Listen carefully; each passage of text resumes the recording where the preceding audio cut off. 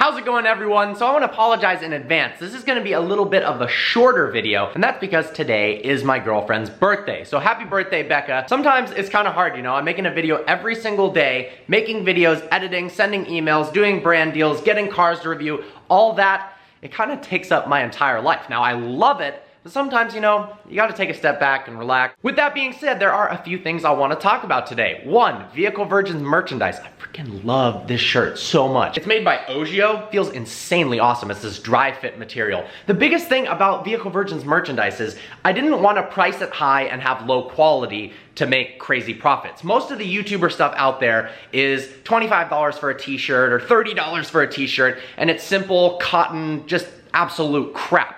Well, my t-shirts are priced at $22 and the quality is phenomenal because honestly, at the end of the day, when you guys get a product and you go, wait, this kind of sucks for 25 bucks. That's bad for everyone. I want you guys to actually enjoy it and want to wear this. We've got this awesome Vehicle Virgins sweatshirt. It's so comfortable, I just want to rub my face on it. And we've got some zip-ups that are made by Eddie Bauer. If you've heard of Eddie Bauer, they make high-end outdoor clothing. So seriously, the stuff is quality. Let's go downstairs. I want to talk about the S-Class and the Lambo. Wait, actually, before we do that, a couple things about the shop. So, the website is lightgravityshop.com. I've got a link in the description below for you to check out all the merchandise we got. Hats, t-shirts, sweatshirts, sweatpants, fidget spinners, license plate frames, phone cases, anything you could want. If you spend more than $75 at the store, which a lot of you have done, you actually get a $10 gift certificate towards your next purchase. So that's an incentive for getting a bunch of Vehicle Virgins merchandise all at once. Also, if you are a designer, we're doing a $50 gift certificate giveaway for the person who comes up with the best design. So, if you want to make a new Vehicle Virgins t-shirt, a new sweatshirt, anything, submit your design on the website, and if we pick it, you get 50 bucks and you can buy whatever the heck you want on the site. So these are my two cars at the moment. 2015 Lamborghini Huracan that is supercharged. I put 21,000 miles on this thing in a year and a half. That's how daily drivable it's been, and it's had absolutely zero issues. This is my 2016 Mercedes S550. It's my daily driver, although I pretty much almost daily drive the Lambo as much as the Mercedes. Let's go ahead and hop in both cars and show off some of the unique features of the interior, because I feel like I haven't done enough walkarounds on these things. Now, I definitely want to do a 20,000 mile ownership summary of both the cars, so I'll do super high production value on that. But let's go over a little bit of each, and then I've got a question for you guys about the future of this car. So this has a 1016 Industries carbon fiber body kit, which I think looks really nice. I want to make the wing a little bit lower actually and have the angle of it a little more flat. Big rear diffuser, nice side skirt. The front end looks excellent as well. Of course, the biggest addition is a VF 805 horsepower supercharger. One thing I've noticed is people get really confused on how to get into the Huracan. It doesn't have door handles that are really that visible from the outside. I mean, of course you can see there's something related to a door handle, but people freak out and go, oh, well, what do I do? Well, when you unlock the car, check this out. They actually pop forward like that, and you can open the door. If they're not open, all you have to do is just push this forward, and then you can pull it out. Let's go ahead and hop in. When you hop into the Huracan, you notice there's actually quite a bit of room. Pretty tall people can drive this car. Headroom really isn't an issue. But the biggest thing you notice is how long the front dash area is. Check this out. I mean, I can't even reach all the way to the end. Lovely Alcantara accents there. This looks like some sort of halo weapon. There is the main screen. A bunch of buttons will go over on the steering wheel, and then all the rest of the controls in the center console here. One of my favorite parts about the car is the stop start button. Flip this up here, foot on the brake, start the car up. Oh, that's so loud. As you'll notice, it starts up in Strada mode, which means street. There's Strada, Sport mode, Corsa for the track, although it really means the mode that Parker drives in all the time. The craziest part is it actually affects the torque split. So in Sport mode, you're 80% rear wheel drive and 20% front wheel drive. In Corsa mode, it's 85% rear wheel drive and 15% front wheel drive. You'll notice the slight difference on the tachometer. In Sport mode, it says ESC Sport, so we got a little bit more traction. ESC Corsa, that's the right mode. Then we've got different screen options. So press and hold here. You can get some information about the car on the side, which is controllable by this panel here. Let's go in. Something I use a lot is for the tire pressure monitoring. So we'll go in, display tire pressures. Everything is pretty good. Press and hold this again. Now we've got full screen data. If we click the radio button, you can see all the information on the radio. What I use the most is the full tachometer mode. Now, if you press and hold the up button, you get a full speedo. But then honestly, you have no idea what RPMs you're at other than this little indicator that's all in numbers, but it doesn't indicate the red line. So yeah, I've driven this car a bunch so I can get a good feel for it, but when you're in Corsa mode, it doesn't automatically upshift, so banging off the rev limiter, and trust me, this thing revs insanely quick, especially with the supercharger, is definitely a concern. Here we've got oil pressure, temperature, and battery voltage. Now let's go over these. This is the window. The annoying part is the other window actually doesn't automatically go up on its own. If you click it once, it just goes up a little bit. You have to hold it for it to go up. Kind of crazy on a $250,000 car that it doesn't have automatic rolling up windows on the passenger side, but weight savings, bro, I guess. Then we've got the front lift system, raises the front of the car. We've got traction control. Very important. That's how you activate launch control. You do Corsa, ESC off, foot on the brake, floor the gas, let off the brake. Emergency flashers, don't need those. Parking sensors, that's very important. You can't see shit in this car.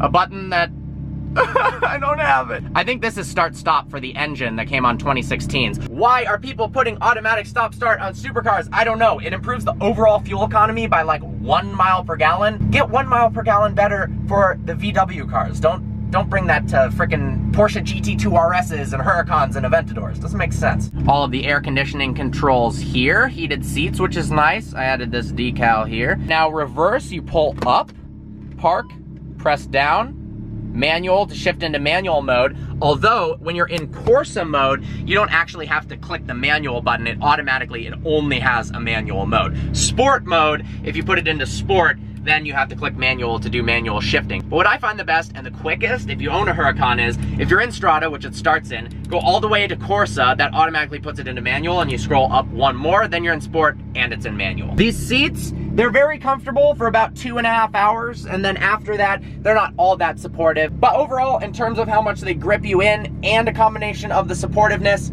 they're good seats. The crazy parts about the Huracan is that a lot of the controls are on the steering wheel, so the turning indicators are here. How crazy is that? And to turn it off, you click it in. The brights are also here. And then you've got information, as well as the windshield wipers and the washer fluid, and massive, that's the most important thing, paddles on the sides. To put it in neutral, you pull both paddles at once, which I can't really do with one hand on the camera, but put it back into park. The center console armrest, yeah, the space is useless, but we do have a lot of space back here that I store random stuff for trips. Glove box, also useless in terms of space, but it's there. Okay, how about the S-Class? You'll notice there is blue tape on the windshield. That's because I just had to replace the windshield. I think I can take those off at the end of the day, but a rock kicked up, smashed the windshield. Total bummer. I had the front grille partially blacked out, as well as all the black trim around the sides and the rear. I think it looks a lot better, especially down here. It used to have little chrome gills. It made it look just relatively tacky. I've also got Borsteiner 20-inch wheels that I think look fantastic. Now, you don't have to use the key. You simply just come up and open the door. You can also lock the car by clicking once here. The mirrors fold in, but we're going inside. Oh, now it doesn't work. Thanks, dude. This car has so much space in it, it's absolutely ridiculous. Most comfortable car I have ever driven.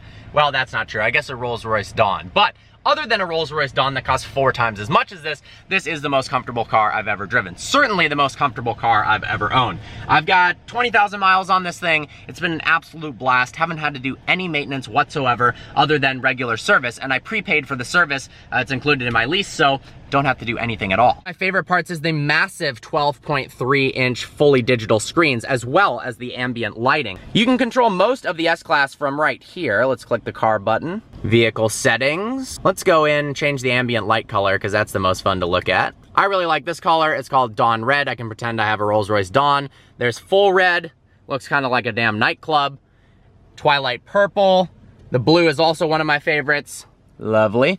Tons of legroom in the back. It's crazy. A great part and a bad part about the S-Class is from the front cockpit, you really can't tell the difference between an S550, an S65, and a Maybach. There's tiny, tiny differences on the S63 and 65. There's a little bit of a difference on the tachometer and speedo, as well as they come with quilted leather here, but you can get that as an option on the S550.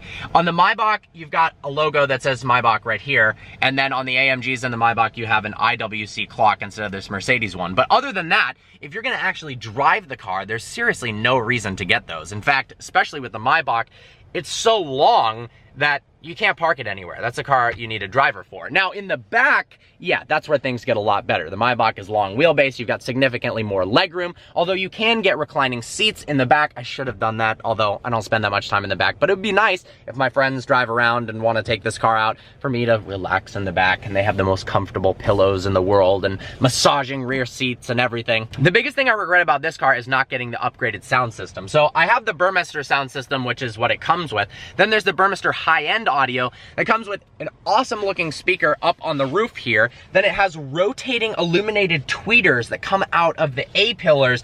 Looks absolutely savage, and it's the best sounding audio system I've ever heard. Thankfully, I ordered that on my E63 AMG, so I'm stoked to hear what that sounds like. A lot of people don't love the design of the steering wheel. It kind of looks like a smiling, stupid looking clown face, although I like it. Simple controls here. You've got paddles that, well, you don't really ever use paddles on a car like this. The controls for the seats are located on the side here, and funny enough, if you click R, you can control the passenger seat from my side. You've also got heated and cooled seats, bunch of things here. If you click menu, that brings up the climate control settings. You've got ionization and air freshener. Like, are you serious? What? Crazy. Turning traction control off. That's so hard to do in this car. How about we go for that? Oh, I've got all these warnings that I need to fix. No, not reset trip odometer. Click the home button, scroll down to settings.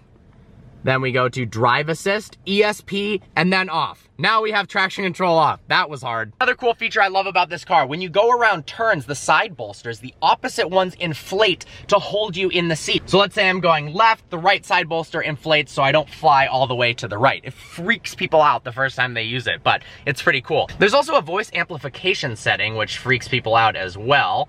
Voice amplification, click on that. I always have this off. Not available. Is the ignition switch? Shut up! What are you?